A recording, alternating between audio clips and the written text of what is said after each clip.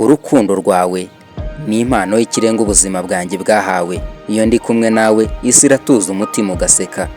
Sinaguhisemo rimwe gusa, nguhitamo buri munsi w'ubuzima bwanjye. Uri impamvu ituma umutima wanjye utera neza kurushaho. Urukundo rwawe ni urumuri rumurikira inzira zanjye. Saint Valentin nziza, rukundo rwanjye. Buri mwaka tariki 14 z'ukwezi kwa kabiri ni umunsi isi yose bayishimira urukundo. Indabo zitukura, shokora, amakarita yuzuye message z'urukundo biba bicicikana ku mihanda yose ku isi. Abantu bakibaza ibibazo bitandukanye.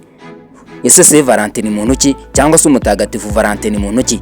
Kubera iki uyu munsi wiswe Saint Valentin? Iyi ntabwo ari inkuru y'impimbano, iyi ni inkuru ya nyayo y'umutagatifu Valentin.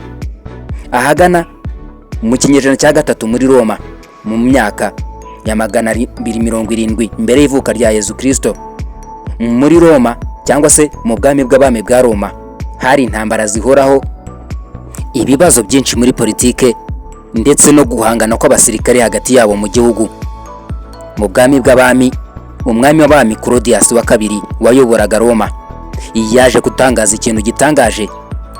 Yizeraga ndetse akaza kukigeza ku basirikare be, aho yasobanuye ko abasirikare bashingiwe cyangwa se bafite abagore bakora igisirikare nabi cyangwa se bitwara nabi mu gisirikare. Asobanura ko abasirikare bari singo cyangwa se batashatse ari bo basirikare beza mu bwami bwa Roma. Ibi bintu byaje gutanga icyemezo gitangaje, icyemezo gikakaye mu gisirikare cyangwa se mu ngabo za Roma, aho umwami w'abami Claudius wa kabiri yaje gusobanura ko ndetse ategeka abasirikare ko ubukwe butemewe cyangwa se gushingiranwa bitemewe hagati y'umugabo n'umugore. Iki gihe urukundo rwari rutangiye kuba icyaha cya leta. Urukundo rwari rutangiye kuba ikosa cyangwa se umuvumo mu bwami bwa Roma. Imiryango itandukanye ntiyabyemeye kuko mariage, gushingiranwa ntibyari bikemewe. Kwizera byari bisigaye ari ikibazo hagati y'abaturage muri Roma. Ibi ngibi ubwo igihugu cyari mu mwijima, hatemewe urukundo, hatemewe mariage, umuntu umwe wenyine yaje kubihakana. Valentin, umukirisitu ndetse yari bishop atuye mu gihugu cya Roma. Muri iki gihe kwizera Imana bitari byemewe. Kwizera Imana byaganishaga ku rupfu cyangwa se gukatwa umutwe. Kuramya no guhimbaza Imana byari icyaha. Valentin bishop niwe wenyine wizeraga ko, avuga ko urukundo ari Imana ituruka ku Mana.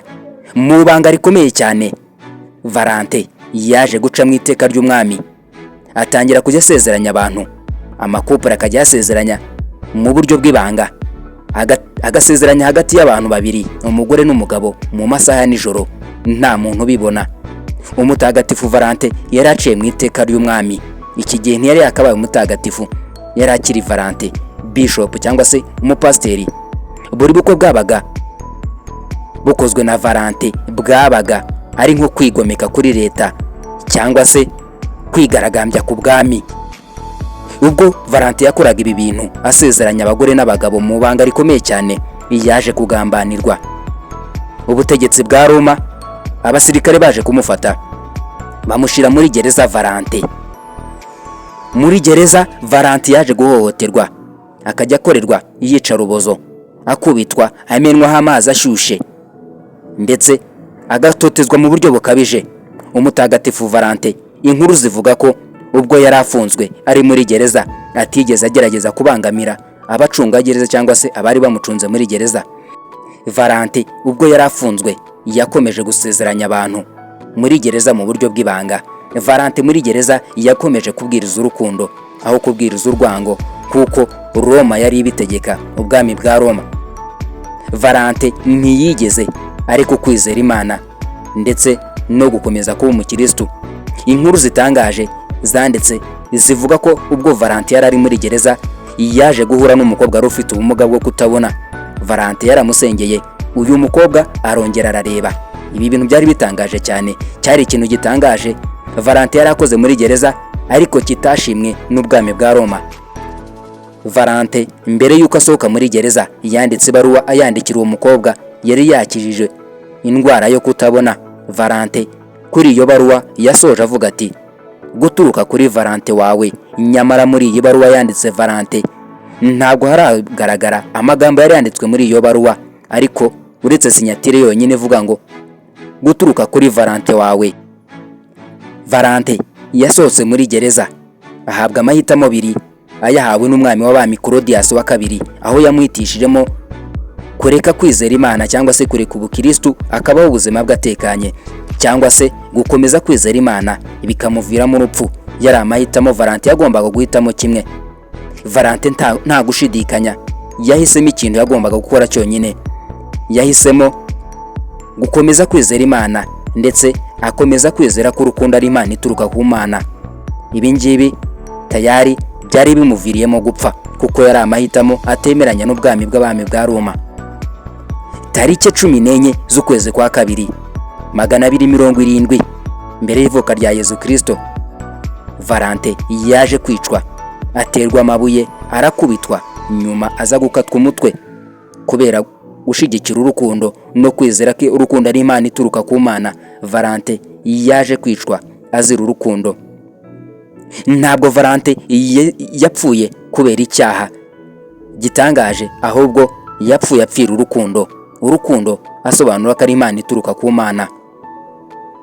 Abakristo nyuma yo gupfa kwa Valentin, mu banga rikomeye cyane bahaye Valentin icyubahiro, ndetse imva ye cyangwa se aho yari ashinguwe bahagize ahantu heza ho gusurwa.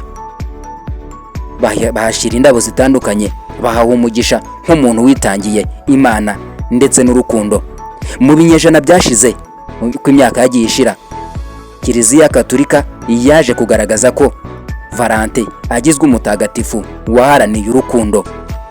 Ubwo muri Roma habaga imihango ya gipagani yitwaga Lupercalia.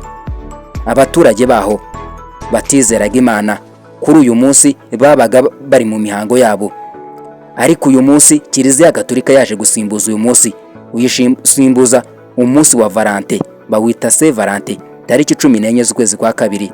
Iyi tariki 14 z'ukwezi kwa kabiri ihindurwa umunsi w'umutagatifu Valentin, ihinduka umunsi w'urukundo, uhinduka umunsi ibibuka ibigwi bya Valentin waharaniye urukundo bikaza kumuviramo urupfu.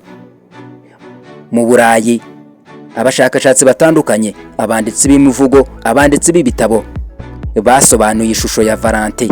Hagati mu kinyejana cya 18 ndetse n'icya 19, abaturage batangiye gukwirakwiza amakarita yanditse amagambo y'urukundo. Icyo gihe hatangira gutangwa impano hagati y'abantu bakundana. Kuva muri iyo myaka, Valentine Day cyangwa se Saint Valentin ubaye umunsi w'urukundo kugera n'uyu munsi. Saint Valentin ntabwo ari ikimenyetso cy'amabuji ari kwaka cyangwa se indabo, ahubwo Saint Valentin ni ikimenyetso kigaragaza uwitangiye urukundo, umugabo wizeye, ndetse akaba umuntu witangiye urukundo akaza no kurupfira atitaye ku buzima bwe cyangwa se abamukomokaho. Valentine Day ikaba ari umunsi twibukiraho ibigwi bya Valentin wiswe umutagatifu na Kiliziya Gatolika. Niba bakunze ikiganiro twakugejeho kuri Feeling TV, uyu ni umusozo wacyo. Ese nawe ufite umukunzi? Ese nawe ufite umuntu uri bwandikire message, cyangwa se ufite umuntu uri bukwandikire message y'urukundo? Siga ibitekerezo muri comment, utubwire icyo twazakubwiraho mu biganiro bikurikira, ndetse usharinga ikiganiro kigere ku nshuti zawe, ndetse ntiwibagirwe subscribe kuri Feeling TV, usoko ubumenyi. Nge mwabanye ni Filemo niyo nasenze.